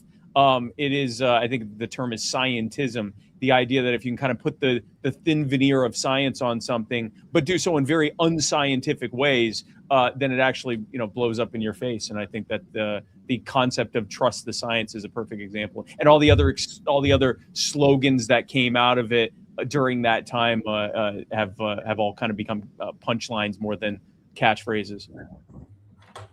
Definitely. All right, Topher, to you. Should people question scientific consensus more often? Far be it from me to question the science. We know that the science comes from people who are infinitely superior to you and I. Yes. In fact, I would suggest that we should no longer be allowed to use the word science. That is a sacred word that should only be used by the high priests that have studied the ancient texts and therefore have the truths revealed to them about what the science actually is. And I think allowing people to have debates, allowing people to discuss things amongst themselves, we know that that has done nothing but lead to just so much misinformation that contradicts and flies in the face of the science. And often this misinformation is based on just such stupid things like what people can see with their own eyes, like what's happening around them, and the fact that what they were told was going to happen isn't actually happening. And these sorts of trivial, uneducated perspectives are being used to spread misinformation online and really to undermine the science. So I think this is a very, very serious issue, and we need to really cut to the heart of just getting back to the science the way that really I think God would have intended. Are the high priests, are you talking about Fauci and RFK? Is that who you're talking about? Well, I'm talking about all of the people that were rolled out by governments all over the world who, as soon as they said anything, it was the gospel truth. Even if they said something a week earlier, it's only because the science had changed. The laws of physics must have changed. The way that viruses move must have changed in that 7-day period of time. I mean, this happens. The world's a crazy place. I mean, I don't pretend to be able to understand it. But if someone gets up there and says it and they're on the TV and they're standing next to somebody important, then I just have to assume that they are one of the high priests and I can take their word for it. Yeah. All right. Spike, back to you. The category is algorithmic manipulation. Do algorithms shape public opinion more than politicians? Man, it's a weird battle of influence between algorithms, the political narratives that politicians put forward, and audience capture. That's a weird thing that it gets referenced sometimes, but not nearly as often as I think it should.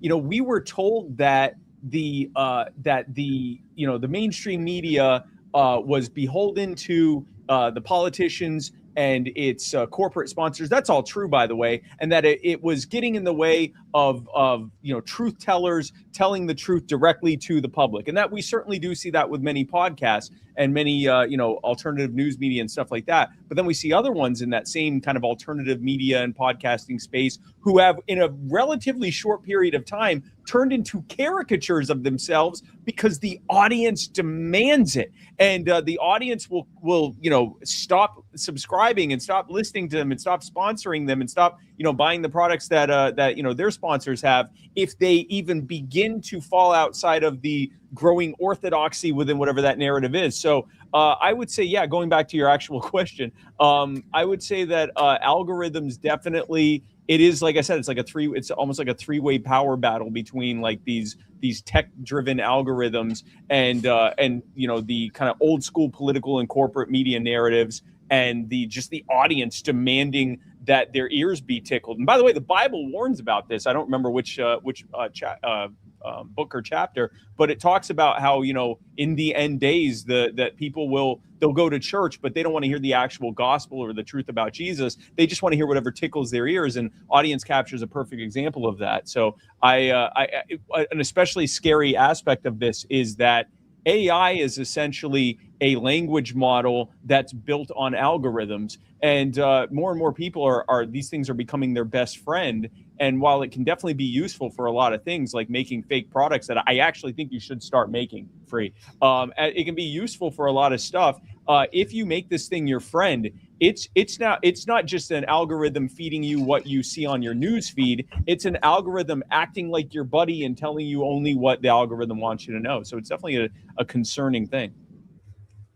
That's funny. Terry will ask me, "Are you done with the show yet?" And I'm like, "Well, I made some I made some of the fake prizes so far." She's like, "There's like at least a third of those you literally should make. You would probably become the first non-space trillionaire making some of those products."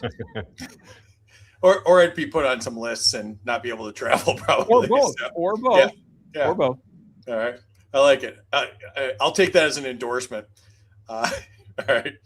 Topher, to you. Does outrage generate more profit than truth online?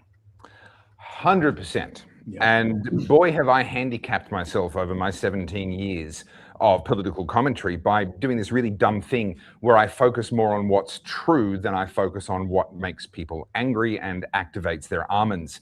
This is categorically true. We can see this. There's been studies on this.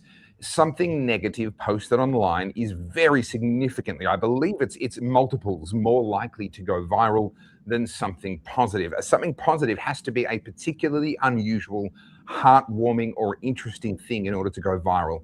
Something negative just has to be bad. It just has to be bad.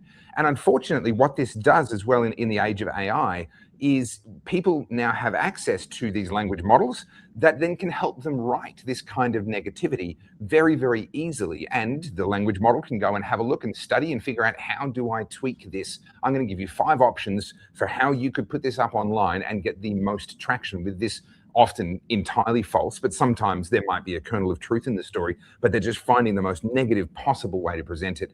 And regrettably, what that's done is it's meant that people that are willing to play that game, well, they're making good money and they can spend money on ads online, and they can, they're living well, they're getting rewarded for quite literally just appealing to that little part of the human brain that is hyper aware of anything negative, anything bad that might be happening.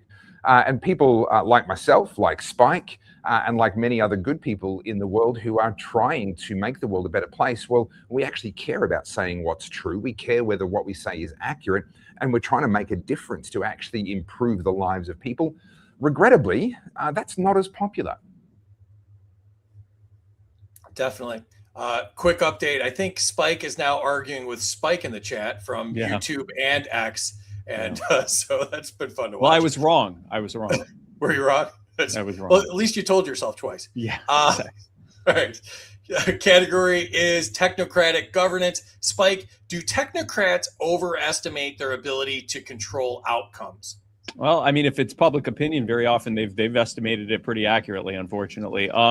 In terms of like actual like economic outcomes and things like that, yeah, absolutely. I think it's and not just and technocrats, we often focus on like the economic stuff that like, they'll think that if they can tweak this and move that and control this and subsidize that and tariff this and tax that and so forth and regulate this, that they'll be able to, affect economic outcomes. And very often they just make things worse. But this is true with everything. It's true with public safety. It's true with education. It's true with healthcare. Central planning is a uniquely terrible way to do things. And if you distill it down to just like a handful of people, it makes sense. Like if I were trying to figure out what every single person watching this show right now, the billions of people watching this show right now, if I were to like try to figure out what each and every single person wanted, not only would it would be impossible for me to figure out what every single person needed best, but now imagine if I say, not only am I going to figure out what every single person needs, I'm going to come up with a essentially one-size-fits-all, or maybe a 2 or 3 tier program that's going to meet all of those needs at once. Well, it's manifestly stupid. It obviously is not going to work. And yet that is government. Government is the application of 1 or maybe 2 or 3 size fits all programs for people that they couldn't possibly know what is best for them. Now, that's already stupid enough.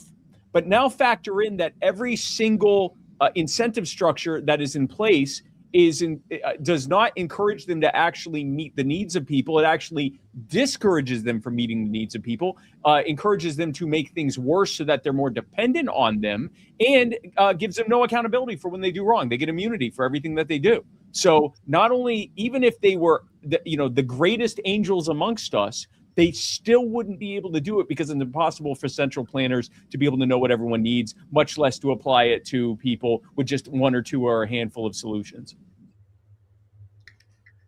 Absolutely. All right, Topher, to you. Is trust in experts declining for good reason?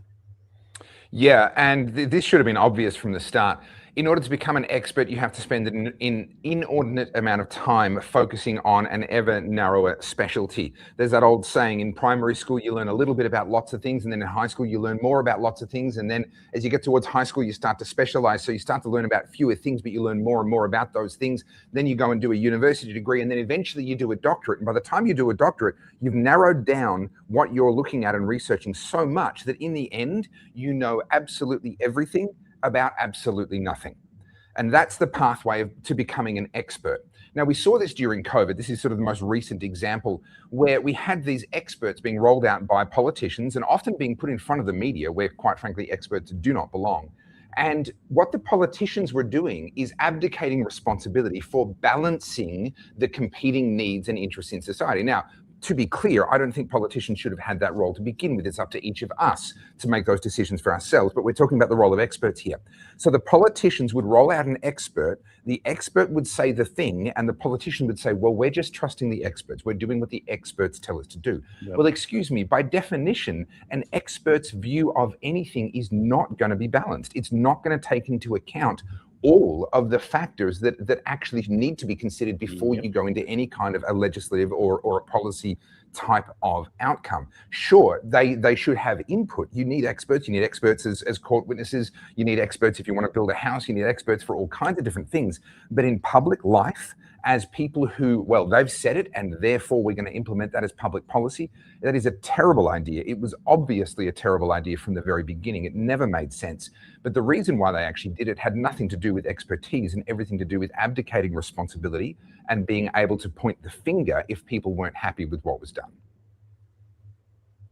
All right, last two questions. I'm writing about how great of an answer Topher just gave. Hold on. To not control the host. Sorry, go ahead. No, you're right. I'm doing the show. Sorry. Let's zoom in while we wait. Here we go. All right. Or do you want the close up while we wait for you? Do you want to? Is there a way to zoom in even further so it's like right just there? No, I'm ready to go. Just the sweat down your brow while you're furiously typing away. Arguing with yourself in the chat. All right.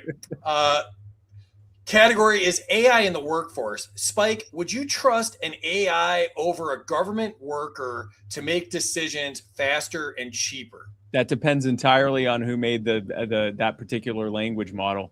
Would I trust like most of the commercially available ones? Yeah, I mean, I would trust AI to do most things faster and cheaper than people. Whether it's accurate or not, you didn't put that. You just said faster and cheap. Yes. Actually, yes. Let me rephrase so would I trust AI to do just about anything faster and cheaper than a person? Yes. Will it be better? That depends on a lot of things, but you didn't ask me that, so I don't have to get into it. All right. All right, Topher, to you. Is universal basic income inevitable because of AI? Okay, so this Luddite conversation has been had and won and done dozens of times throughout history, and this is just a redux of it. Exactly what's being said about AI is what was said about mechanization, steam power. It's the same thing that was said about, to a lesser degree, about automobiles, to a very large degree about electricity, and definitely said about the microprocessors, the rise of the computer, and then ultimately the rise of the internet. Think about how many people we have put out of work over the last couple of hundred years since the Industrial Revolution began. And people say, oh, but they were physical workers. This time it's going to be brain workers. It's different this time. It's not different this time. This is exactly the same principle. Once upon a time, we had armies of people digging dangerous holes underground to get coal so that we could feed our factories with energy and heat our homes. Now that is done with massive machines requiring a very small number of people to actually help with. What happened to all of the people put out of work? Was there a permanent increase in unemployment because there's only a fixed pie of possible employments, and when every time you reduce something, an amount of employment in one of those specialties, then permanent increases in unemployment are inevitable? No, of course not. Humans adapt and innovate and create all the time. Once upon a time, if you bought a car, you didn't just have to buy the car, you also bought a driver, because driving was a specialized skill. People went and studied to learn how to drive, to maintain the car, to wash it without scratching anything, to do all of the things. The thought of having a car without your own driver was kind of weird. Well, now we all have that skill. We all have, well, most of us. I could make some very derogatory remarks here, but I won't. we have the ability to drive a car. It's now just kind of, it's expected that we're going to train on this. Once upon a time, you had armies of typists, and every executive would have 1, 2, or even 3 secretaries. And a key part of their skill set was the ability to hit the right keys and keep up with whatever the executive was saying. Now you are expected to be able to type yourself. You can't get any kind of an executive job without the ability to do that yourself. And very soon typing will be obsolete, because these days you can really do it all by talking. And then very soon AI will be able to do your layout for you based on what you said. And in fact, AI can probably write the thing in the first place. So that whole skill set will disappear. What's happened with each of these revolutions? Have we ended up with all of these unemployed people? And don't tell me it's different because this time it's brains. AI is replacing our brains. These were skills. People studied these skills in order to be able to get this gainful employment. So what's happened instead?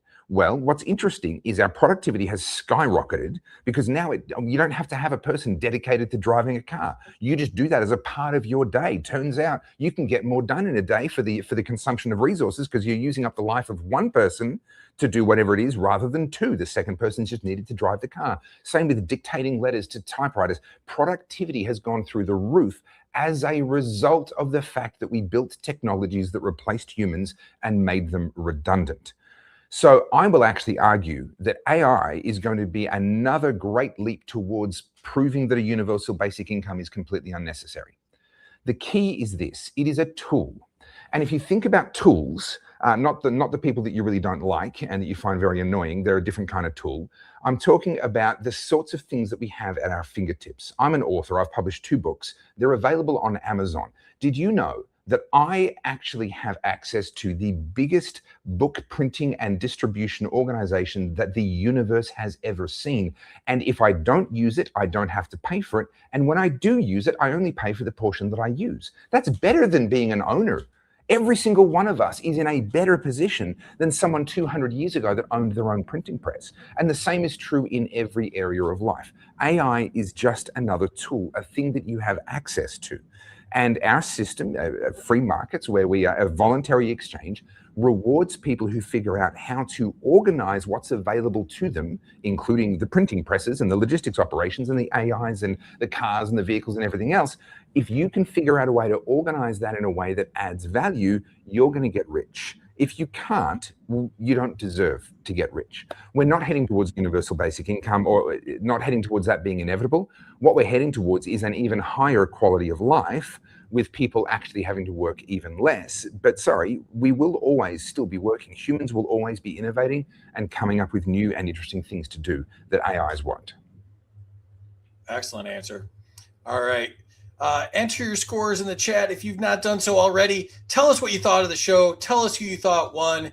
The chat's been hilarious. Australia is fighting with both North Carolina and Virginia in the chat. I found that out. There's just crazy stuff going on in the chat. So Tim in the chat, clearly I didn't pay you enough. I paid you to make me win, and I think you've failed abjectly. So we will have words when I go back to Australia. But also, I'm traveling to North Carolina soon. Please don't make enemies in a state that I haven't even arrived in yet. So Tim, if you could just capitulate, just bail out, get out of there as quick as you can. Thanks. Appreciate it. We have lots of friends there. We did the show live in North Carolina. So hit me up if you want any resources there. I'll be there at the Brownstone Institute in Charlotte on the 21st of July. Oh, nice. Oh, cool. Excellent. All right, let's jump into the chat one last time here. 200 to Spike for blaming his bad reading on Spike's senility. Minus 100 from Topher for proving he isn't a libertarian by not winning. I paid you, Tim. Tim, I paid you. Come on. Yeah. 100 to Spike for pimping competing currencies. Minus 22 to Topher because he doesn't speak English. Yeah, this is still a problem. John wants to know if you were in Mad Max. I am Mad Max. 100 to Terry for disconnecting her camera, and 100 for her laughing in the background, more than likely. Yeah, that's 100% true. 100 to Topher, government is too stupid to understand. Here's Spike arguing with Spike. No, this is Spike giving Topher points again for Northern Mexican. I don't care if this doesn't count. Topher scores 400 higher. So by the way, you're going to have to, Topher, when my wife is Canadian. So when you see Tasha in Freedom Fest, you're going to have to, I'm going to say, this is my Northern Mexican wife, and you'll have to explain it. Deal with that. Yeah, you'll have to explain it. Thank you for warning me that the bus is coming. Yeah. 100 to Topher for the metric conversions, but I'm an old drug dealer. I know grams and kilos. That's fair. 100 to Topher for reminding me of crying Canadians, core memory. Minus 22 to Spike for giving Chris points. I don't know what that means. 200 to Spike for being in the chat. 200 to Spike for cyberbullying this government. Minus 100 for Spike being a boomer tonight. 200 pity points to Spike for being behind Australia in the Libertarian World Cup. Yeah. Minus 13 to both Topher and Spike for having longer answers than Larry Sharp. Yeah, I pointed that out to Larry Sharp the other day, that he's gone to every county in New York 8 times, and it's all because he's still answering a question from a show 3 months ago. And 200 to Spike for explaining inflation. 100 to Larry for standing still in the parking lot talking for his last appearance. 100 to Spike for trying to explain to Americans that inflation is bad. Right. 100 to Topher for helping Spike make his point. 100 to Topher for pulling at Larry Sharp and hijacking Spike's answer. 100 to Spike for taking points from himself. I didn't see that. No, I did do that. 100 to Topher for co-opting the former question answered by Spike. 100 to Spike for the scientism. 200 to Spike for describing scientism, especially as used around the shandemic. 100 to Topher for the science. 50 to Spike for giving points to Topher. Now get back to your eagle share. 100 to Topher for being very sarcastic with his sciencey answer about science. 100 points to Topher for sarcasm that seemed to escape most Yankees. Oh, I think this is where the Virginians and the North Carolinians got mad. Charlie Blaze here with Lisa. What's up? 100 to Spike for the space laser. Oh, there was no space laser sightings until now. I still have the 176. space labor. So it still says Jewish space laser, but I've renamed it Deus Volt, and I gotta get the branding updated. There you go. 176 to Spike. You tickle my ears. Oh, 200 to Spike for the biblical reference. It's actually 2 Timothy 4:3. Yeah, Amity was, I'm sure, hot to answer that one. I thought it was one of the Timothys, and yeah. 200 to Topher for translating.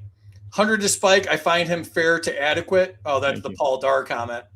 100 to Spike because Chinook salmon are returning to Mount St. Helens. Salmon. I'm having a hard night. I'm translating Australian. I'm trying to explain 1976 to people. I got a lot going on. But it's a rough year. Yeah.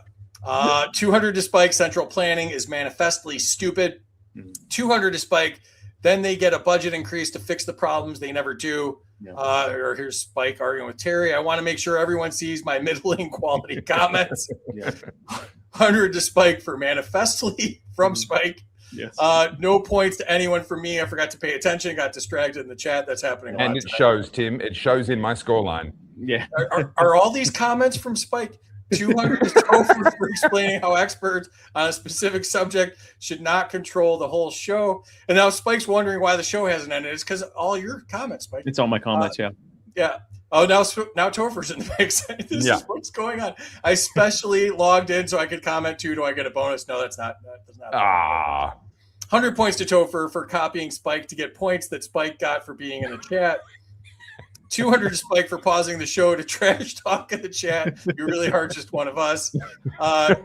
Subscribe to Topher or subscribe to Spike on YouTube, subbing your YouTube. 100 for not giving Spike points in the chat. Yeah, I respect that. 125 to Topher for also talking in the chat. Good job, mate. 150 to Topher for comparing AI to the steam engine. Did you mention Carver in the chat too? Or I don't know. 100 to Topher for raising the issue of UBI. 150 to Topher because he did a great job distinguishing different types of tools. Yeah. If you mute the show while Topher talks, it's really funny just to watch his hand gestures. 125. I guess I should jump in with 200 for Topher for being more long-winded than Larry. Here we go. Donnie the Misfits here. What's up, Donnie? Oh, hey, Donnie. For You Are the Power. Great show. Terry, Spike, is always hilarious. Topher, this is the second time I've heard you. Spikes, You Are the Power fundraiser here, subbing on your YouTube. Yeah, Topher's awesome. 100 to Terry for producing another great show. 100% Bronner. And just checking my bank account, still no points to Topher. Tim, Australia Post, you know what they're like. Just check your mailbox. Yeah. All right. Drum roll, please. The final score is Spike squeaks it out. Wow. Topher 75-93, and Andrew still has not shown up. I am now no longer upset that my points for Topher didn't count. That would have been bad. That's fair. That's fair. Excellent. Okay. All right. Topher, second place, just came in a little bit short. What'd you think? I really enjoyed myself, had a really, really great time. Free, can I ask you to take a big leap of faith on me? I want to share a screen that I've got ready to go here because I think people need some context around that whole the science thing. I want to show them the clip that comes from, which is a skit that myself and another Australian commentator did during the lockdowns, during all the madness. Will you take a leap of faith on me? Yeah, I think you're confusing the show with one that has standards. We'll do anything, really. Yeah, sure. All right. So let me get across to here and make that full screen. And let me know if you can hear this. No. I cannot. Is it Australian? Because none of us understand that. It is Australian. All right. Can you see it? We can see it, yeah. Okay. We can see it. We just can't hear it. There are subtitles. Now they're not anymore. Is that not working? No, we saw you, and I think his name's Rushkan, but we didn't. Well, then we'll bail out and say that didn't work. Everyone go to Topher's YouTube and look for the science video. Yeah, so if you just go to Topher Field and search for the science. So myself and another journalist, he was on the front lines with me as well. He got pepper sprayed and all kinds of stuff. He was an amazing guy, or is an amazing guy.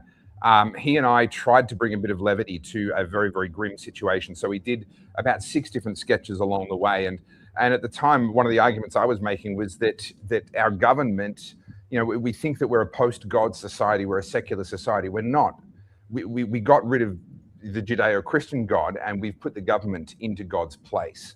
And during that period, they really elevated science into the position of theology, into the position of the received word of God, where the experts became priests. And so that was my mockery of that particular issue. So that's where the science comes from. I think they call that sola scientura. Correct. Yes. Correct. Plug what you got going on and what you're doing at Freedom Fest. Yeah. So I've got a couple more appearances in the US and the UK before I go home. So I'm in the US until early August. So I'm speaking at Freedom Fest. I'll see you there. I'm currently scheduled, I think, on the Friday morning on the main stage. So I'll see you there. And I'm then speaking at the Western Conservative Summit in Colorado. Just before I go home, I'm speaking at the Awakened Church in San Diego for those that are down in California. Speaking at the Brownstone Institute on the 21st of July in North Carolina, and I've got a couple of other appearances as well along the way. But honestly, what I'm doing is I've taken the message. I took to heart what Spike said to me when he heard my keynote closing out the Friedman Conference in Sydney in 2023, and he came up to me afterwards and he said, Topher, that is the message that all Americans need to hear. And essentially it is this. This is basically the paraphrase of what I'm about. That the problem with America, and foreigners come to America all the time, they're like, the problem with America is that you're not enough like us Europeans or not enough like Australia or whatever other nonsense. No, the problem with America today right now is that you are not enough like 1776, right? You've allowed too much 1984, too much control, too much surveillance, too much concentrated power, too much rewriting of history. I mean, I did reread 1984 about a year ago now, just because I was like, I feel like it applies, but I want to just reread it and make sure. And it's kind of scary. Obviously, Orwell didn't predict the precise technology, but the psychoses that are leading to this worship of government and the government having this omniscience, this omnipresence, this omnipotent kind of role in our lives that we're giving to it, he predicted very, very well. And so my message is, America, it's your 250th birthday. Congratulations. Are you going to make it to a 500th? Because and when I say that, I don't mean will the continent exist? Will there be a country called the United States of America? I mean, will you still be the land of the free in another 250 years? Because my concern is right now, your DNA is amazing between the Constitution, the Federalist Papers, the Anti-Federalist Papers. Like, that body of work is phenomenal. And the basis of your country is amazing, but you're at risk of becoming victims of your own success. where unfortunately many generations in the US right now think that freedom is the default state of man and don't understand that every generation has to keep it alive. And I call this the spirit of 1776, keeping alive the spirit of 1776. Now, why do I get to talk about that? Why do I get to tell Americans about the spirit of 1776? Well, because I have lived civil disobedience in a Western context in the modern age. And here's the simple reality. If you want to keep alive the spirit of 1776, the question you got to answer is, what is it that actually limits the power of government? Because that is the spirit of 1776. Limited government leading to freedom and rights, or rights being the preeminent thing, and then applying limits to government to ensure freedom. Well, the only thing that actually limits government in the long run is the people being quick to reach the limit of their obedience. If there is no point at which you will say, no, that's enough, I'm no longer going along with this, then in practice, the government has no limit on its power. So my message for America is go back to your roots, go back to the Constitution, but don't stop there. Read the Federalist Papers, but don't stop there. Read the Anti-Federalist Papers, because a lot of the challenges that you're facing today were predicted. These people, these were very wise people. They had studied across nations to see what was working and what was not, and they warned America about the very things that are happening now. Get back to your roots, because I'm afraid that on current form, the United States of America will not be the land of the free on its 500th birthday. And there will never be another country like the United States of America. I don't believe there will ever be another country founded on the ideas that you were founded on. And so if we let this slip away, chances are it's gone forever. Excellent. And check out Topher's podcast, the Topher Field podcast, on YouTube at Topher Field, as well as his X handle is the same. And check out his 2 books as well. Topher, appreciate having you on. You're such a great communicator, such a smart guy. I'm so looking forward to seeing you at Freedom Fest. I'm sure it'll be awesome, man. Appreciate you doing the show. And Spike, the big winner tonight. You only had to beat one other person, so I don't really think this counts. But what did you think tonight? Oh, I'm thrilled. To be able to sit down with the Topher Field of Australia, who is the no, that doesn't work if you're comparing him to himself. Topher. I'm a huge fan of Topher. I'm a huge fan of yours as well, and Terry's as well, free. But I'm a huge fan of Topher and what he did. I'm so happy to see that he is doing the thing I told him to do 3 years ago, and coming here and giving this message, because I agree. I mean, I think the United States is uniquely, at least we think of freedom, and I think a lot of other places don't. And so I think it's important that we get back to, I would argue, even the Continental Congress roots, even before the Constitution. But they all came from that same libertarian / classical liberal tradition of private property rights and limitation of government powers and separation of powers and defaulting to the right and the authority and autonomy of the individual. That's very, very important. What we're doing at You Are the Power is we are recognizing that it's good for us to know these things, to talk about these things, and to bring people in. But there's a lot of people who, in order to get them to even hear what it is we have to say, they have to see that we're winning somewhere and that they feel like they can be a part of something that's actually like accomplishing goals. And they also want to see that it works. It's easy to tell someone something, but they want to be able to see in real time that it works. And so what we're doing at You Are the Power is we're focusing on, right now, I don't have the wherewithal to stop the U.S. military industrial complex or the Federal Reserve or anything at that level, at least not yet. But what I do have is the ability to stop governments from taking people's homes and their children and their businesses and their livelihood, and to get things introduced that make it harder for them to do that in the future at the state and local level. In doing so, I can bring people in, we can bring people in to that movement. Eventually, maybe we can reach a point where we can do things at the federal or federal level or in other countries and things like that as well. So that's what we're doing at You Are the Power.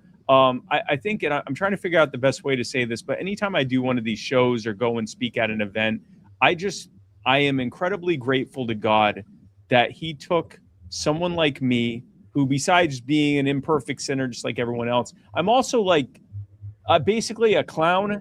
And he decided to take this highly unimpressive clown and use me, of all people, to build this incredible movement. Not only did he die for my sins, set me free from both the condemnation and the consequence of my own sin, and set me free to do good works and proclaim his gospel and for his glory, but to do all these other incredible things that I do with You Are the Power, and in concert with people like you and Topher and so many others across the country. And I think it really, I'll be honest, using someone like me to do all of this really drives home just the glory of God, because I 100% could not do this by my own merits, not even close. So if you agree with that, if you like what we're doing, I invite you to go to youarethepower.net and become a part of it.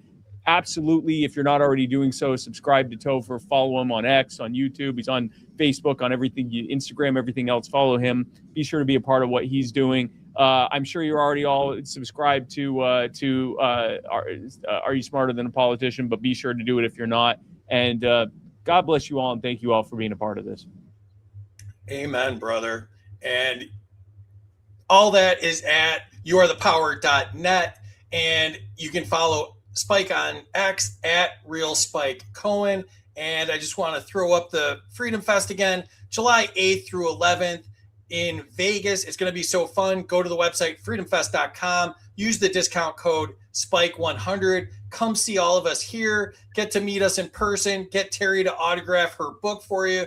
Let's have a lot of fun out there. And thank you again to Xano. Your privacy matters. Choose Xano, the leading blockchain platform that prioritizes confidentiality and security. And if you're new to the space, check out intro.xano.org. Thank you again to all of our subscribers. You guys make this all possible. And you can follow me and Terry. I'm at Smarter Gameshow on X. She's at BatsT76. And our merch is at freedomsuperstore.com. Appreciate you guys doing this so much. Terry ripped all the cords out of the wall so she didn't have to be contestant number 3. So I can't even invite her on to have her smack talk and say she would have beat Spike. So, no, but appreciate Terry. Yeah, she was beating me in the comments. I've got some great news for you, Spike. While you were talking, I just had a quick look, and the URL highlyunimpressiveclown.com is available, just in case, because that just seems like that's a really tight brand, and it suits you really well. Impressive. Yeah. Unimpressive. Good. Yeah, that's good. Is the .org available though? Because I do want to make it into a nonprofit. You're a .net guy, I thought. You're a .net guy. I thought you wanted to make it as difficult as possible. Do you know what's so funny? I have .com now, but for the first year and a half, we didn't. But now all of our stuff has the .net branding. So if you accidentally go to youarethepower.net.com, if you go to youarethepower.com, it works. It goes to youarethepower.net.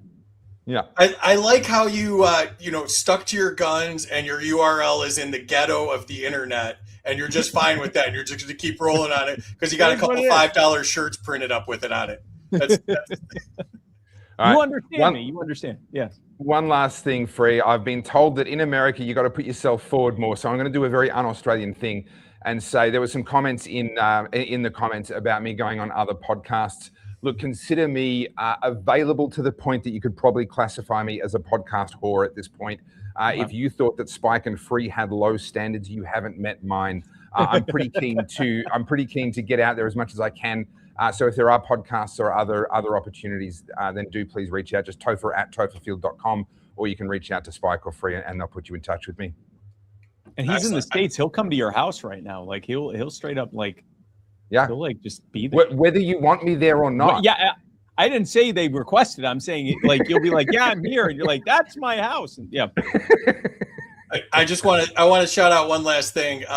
Donnie took points away from Jeff for using dial-up during the You Are the Power fundraiser, which I thought was kind of funny. So I took 1,000 points off of Jeff's internet provider for making him use what I think was the 28.8 kbps protocol. Yeah. My goodness. All right. Well, thank you guys for doing this. This was so much fun. You guys are so smart and had such great answers. Thank you to everybody in the chat. You guys made this so much fun. And, we really enjoyed all of that. And thanks to Terry behind the scenes. Sorry you pulled all your cables out or whatever happened there. And we will see you guys Tuesday night, 8 p.m. Eastern for another episode. Hope to see you all in Vegas. It'll be a really great time. Hope you can join us there. And good night, y'all.